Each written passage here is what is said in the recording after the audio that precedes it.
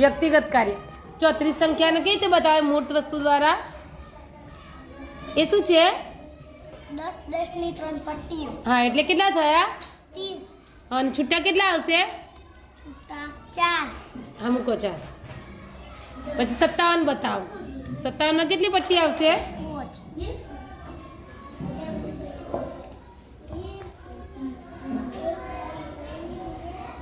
છૂટા કેટલા આવશે? 7. હા, મૂકો. હા, કુલ કેટલા થયા ગણો?